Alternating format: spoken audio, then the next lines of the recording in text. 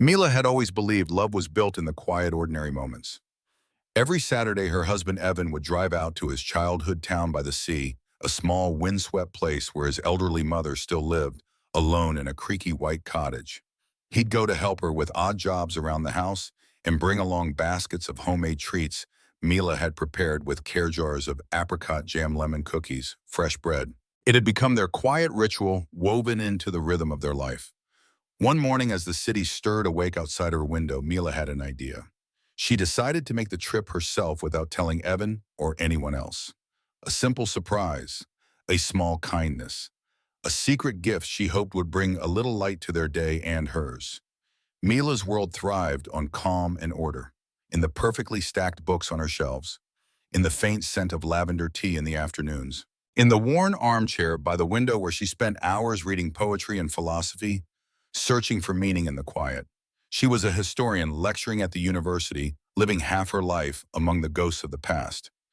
Evan, on the other hand, lived in the here and now. A civil engineer by trade, his world was made of concrete and steel measurements and deadlines.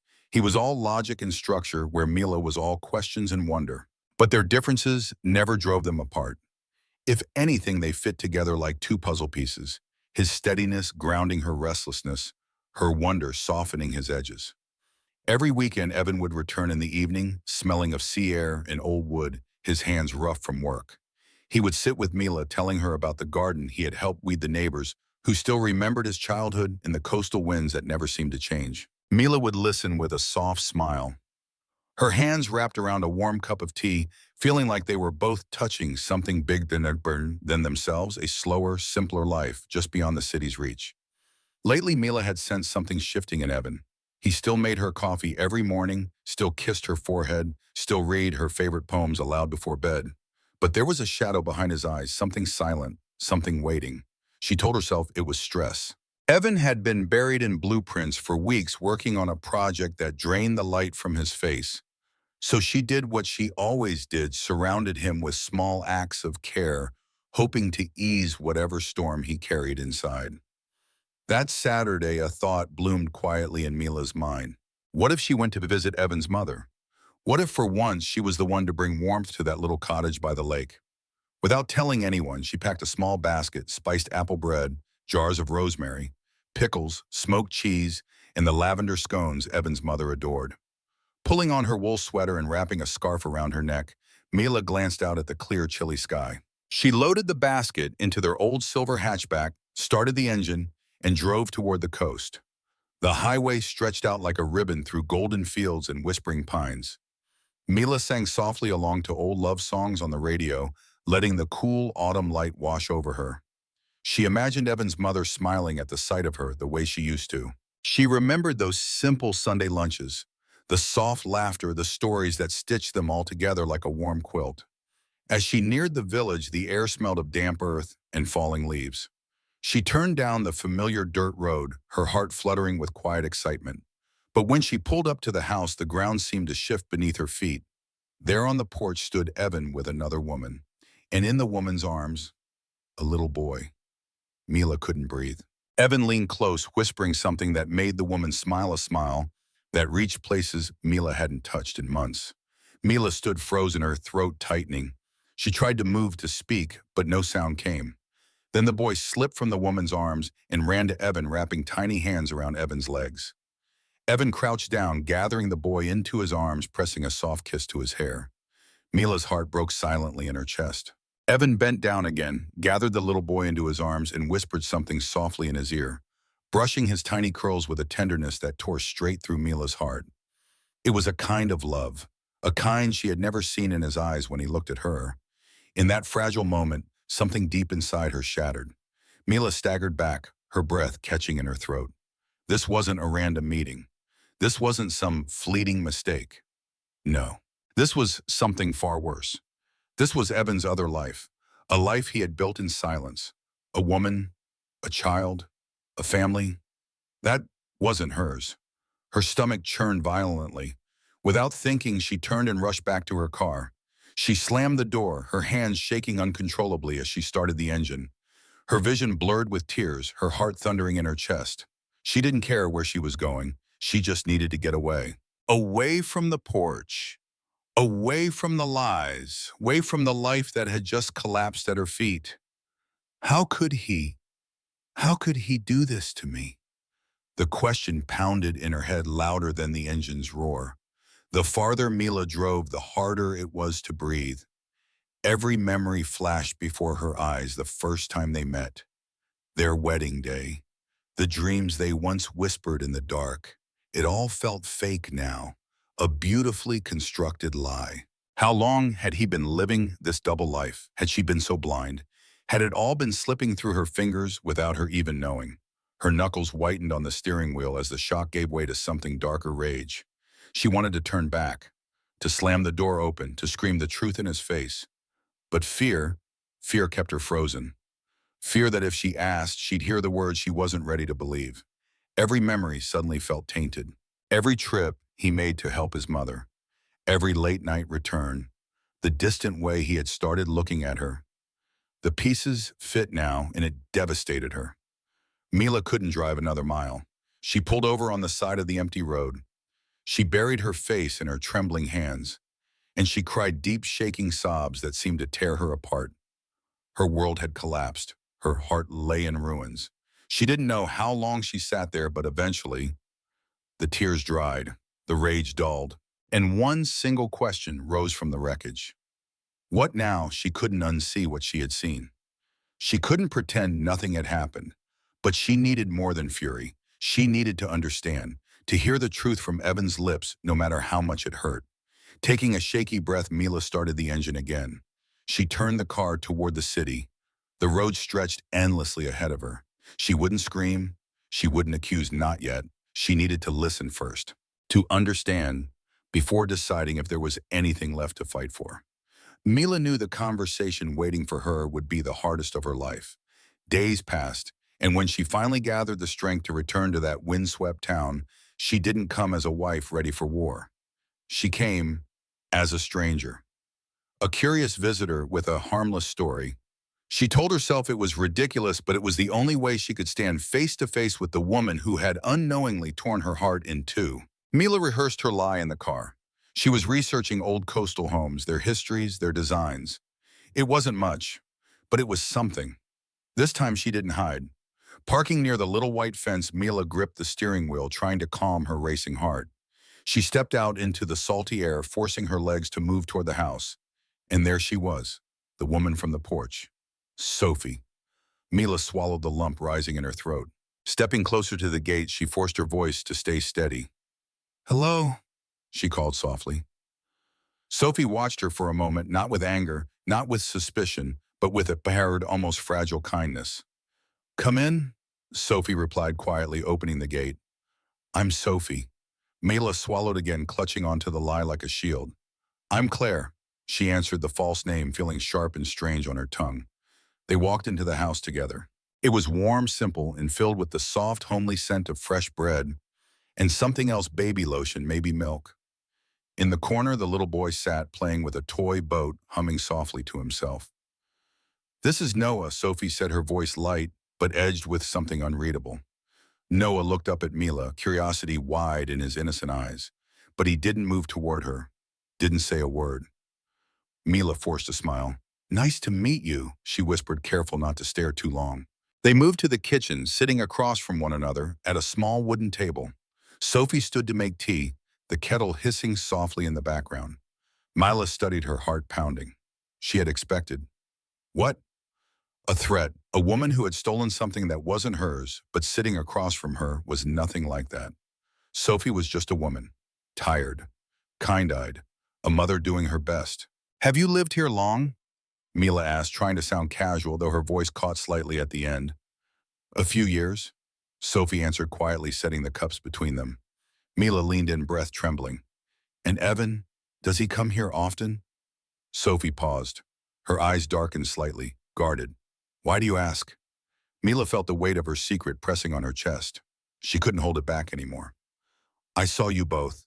A few days ago," Mila whispered. "I'm his wife." The words dropped like stones between them. Sophie didn't flinch. She simply lowered her gaze, letting out a slow, tired breath. "I see," she whispered back. "He didn't tell you, did he?" Mila shook her head, eyes burning with the betrayal that still stung like fresh salt on a wound. No, she breathed. I had no idea. A heavy silence settled between them. The only sound was the slow ticking of the old clock hanging crookedly on the kitchen wall. Mila felt like the air itself had thickened, pressing down on her chest, like the whole world was holding its breath. Why, she whispered, voice cracking under the weight of her heart. Why didn't he tell me? Sophie looked down into her tea, tracing the rim of the cup with her finger. When she finally spoke, her voice was steady, but so tired. You'd have to ask him, she said quietly. But I think he was afraid of losing you. Mila's breath hitched. And you, she choked out, barely able to ask, do you still love him? Sophie gave a faint, almost apologetic smile, a smile that carried the weight of something long dead. I did, she whispered. Once. Very much. But that was years ago now. We only share Noah. Nothing more. Evan comes here as a father, as a friend, but not as him. There's nothing left between us. Mila searched Sophie's face, desperate to find some trace of deceit, but there was none. Sophie's words weren't rehearsed. They weren't polished. They were real, raw, and heavy with quiet resignation. Sophie's eyes shifted toward Noah. He loves that boy more than anything in this world, she added softly. He's a good father, always has been. Noah adores him. Mila followed Sophie's gaze. The little boy still sat on the floor, humming quietly as he pushed his toy boat along the wooden planks. As if sensing their eyes on him, he paused, looking up. Their eyes met. No fear, no suspicion, just pure, innocent curiosity. Mila's throat tightened again, but she forced a small, shaky smile into her quiet surprise. Noah smiled back.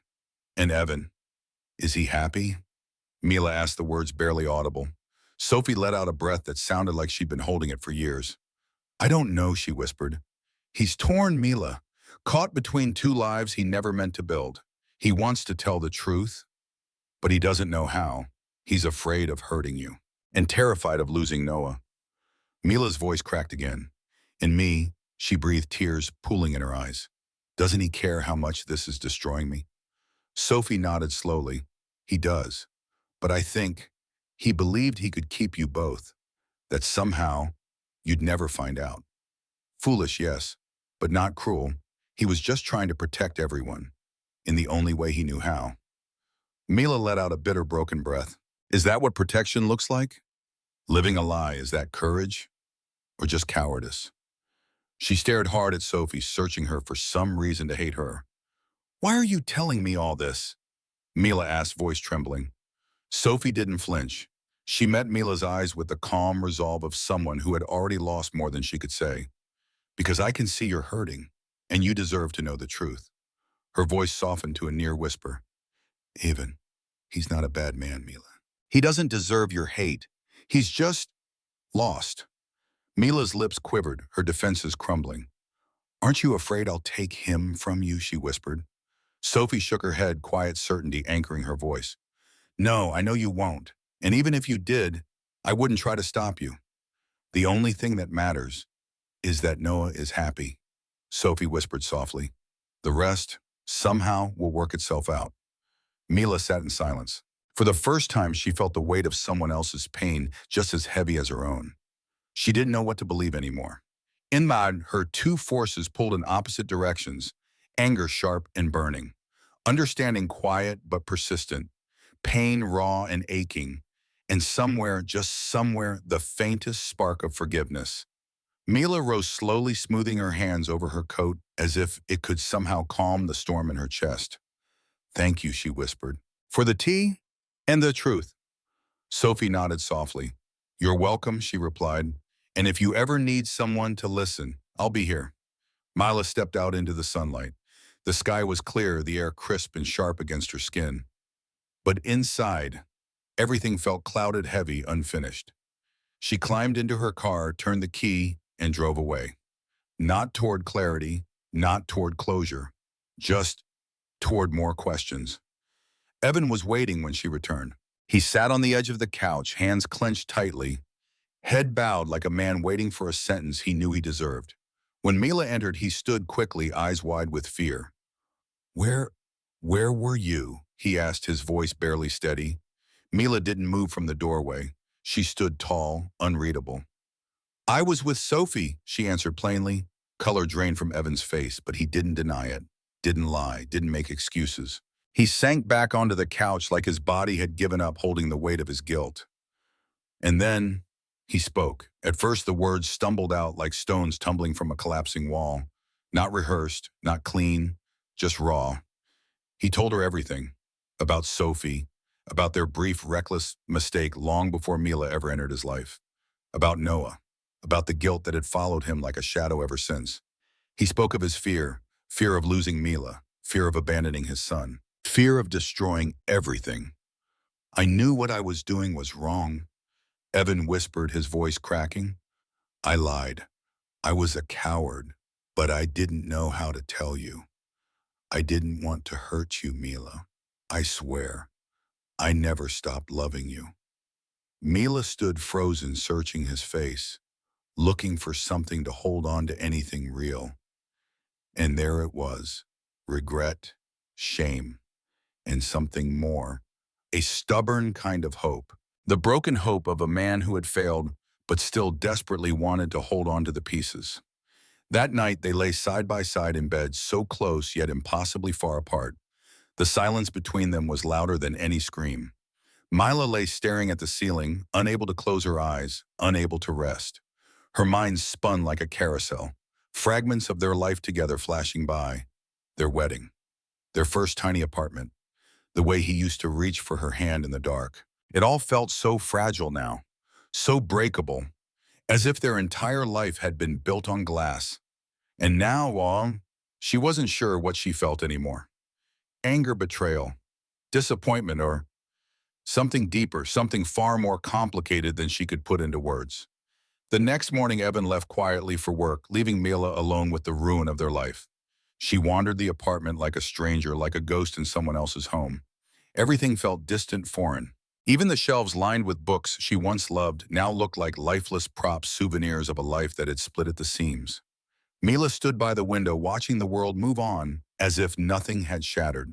Children raced across the street, their laughter filling the air. Neighbors rushed toward their coffees in hand. The trees swayed in the breeze, birds singing without a care. But for Mila, nothing felt the same. She heard Sophie's words again in her mind, the way Sophie had described Evan's quiet loyalty to Noah, not as a lover, but as a father carrying the weight of responsibility, not holding on to out of love, but out of duty. Mila didn't know whether to fully believe her, but deep inside, something about Sophie's calm resignation felt real. By the next day, Mila knew she couldn't stay. Not yet. Not like this. I need to leave for a while, she told Evan softly. Evan didn't fight, didn't beg. He simply nodded, knowing she had every right to walk away. Mila packed a small bag and left the city, not toward the shore, not towards Sophie's house, but toward the mountains. There, tucked between pine forests and quiet lakes, stood a small cabin her grandmother had once left her. A place untouched by Evan, untouched by lies. In that cabin, Mila let herself fall apart. She walked for hours beneath towering trees, letting the wind pull at her hair. She sat on the porch, staring at nothing, replaying every memory. Their first kiss, their wedding vows, the life they had built brick by brick. Could all of it have been an illusion? She didn't want to believe it. She couldn't. She knew Evan as a good man, an honest man. And yet, here she was. Sophie's words echoed again in her mind. Evan hadn't been chasing passion, hadn't betrayed her for excitement. He had stayed out of fear, out of guilt. But it didn't change the truth. He had still robbed her of her right to choose. He had made her live a life built on silence. One crisp morning, sitting on the edge of the porch, Mila felt something settle in her heart. She couldn't make this decision out of anger, and she couldn't make it out of fear. If she left, it would have to be forever. If she stayed, she couldn't pretend nothing had broken. She had three choices. She could leave and start over. She could forgive and hide the pain. Or she could face him, face everything, and really try to rebuild, not from lies, but from the fragile, brutal truth. She knew it would take all of her strength, all of her patience, all of her courage. But if she still loved him truly, she knew she had to face the wreckage fully honestly and without turning away. That morning, for the first time in days, Mila rose with a quiet certainty in her chest. She knew what she had to do. Mila packed her things, got in the car, and drove back toward the city. Evan was waiting. He sat where she had left him on the couch, hunched over, the hands clenched tight, like he was holding on to something that was already slipping away. When she stepped through the door, he looked up, and in his eyes, pain, fear, and the smallest flicker of hope. "I know everything," Mila said softly. "And I understand." Evan didn't move, didn't speak. He just waited, holding his breath like a man waiting for a verdict. Mila swallowed, her voice shaking but certain. "I've made my decision," she whispered. "I'm staying." For a moment, Evan looked as if he didn't believe what he'd heard, but slowly, almost cautiously, he stood. He crossed the room and gathered her in his arms, holding her like she was something fragile he was afraid to break again. "Thank you," he whispered into her hair. "Thank you for not giving up on me." Mila pulled back, resting her hands on his chest. "But this doesn't mean I've forgotten," she said quietly. "And it doesn't mean I've forgiven you. Not yet. We have a long road ahead, Evan. We'll have to rebuild everything from the ground up. We'll have to learn how to live without hiding." Evan nodded, eyes heavy with the weight of her words. "I'm ready," he promised softly, "for whatever it takes, as long as you're with me." Mila managed a small, cautious smile. "Then let's start now," she said. "Let's go. See them?" Evan blinked, surprise. "Sophie, Noah?" he asked carefully. "Yes," Mila nodded. "I want to meet them again. This time, as myself, as your wife." The next morning, they drove together toward the little cottage by the sea. In the back, Mila had carefully packed a bag of lemon scones and honey bread, baked with her own hands, her way of reaching out. Not as an enemy, not as a stranger, but as someone willing to try. As they neared the house, Mila's heart beat so loud it felt like the steering wheel could hear it. Sophie stepped out onto the porch before they even parked. A soft, knowing smile touched her lips. "I knew you'd come," Sophie said quietly. Noah peeked out from behind her legs, shy and wide-eyed. Sophie looked down at him. "This is Mila," she said gently. "She's Evan's wife." Noah glanced up again. And then he smiled. "Hi," he whispered softly. Mila felt something crack open in her chest, not pain this time, but something fragile and hopeful. "Hi, Noah," she replied just as softly. "I brought you something." She walked to the back of the car, lifted the bag of pastries, and handed it to Sophie with careful hands. "These are for you," Mila said. "I hope you like them." Sophie took the tray, her eyes shimmering with something Mila couldn't quite name. Gratitude, maybe, or relief. "Thank you," Sophie replied warmly. "Come in. I'll put the kettle on." Mila stepped inside, this time not as a stranger, but as someone ready to begin again. Mila and Evan stepped into the little cottage. Noah followed, clinging to Sophie's legs, still peeking out with wide, curious eyes. They gathered around the small kitchen table. Steam curled from chipped teacups. The scent of honey and lemon filled the air as they passed around the pastries Mila had brought. They spoke of little things, of the weather, of old stories from Evan's childhood, of nothing and everything. It felt strange, tense, unnatural, like walking barefoot across thin ice. But beneath all that, Mila felt something unexpected, a fragile, quiet relief. For the first time, they were all here together. No more hiding, no more walls.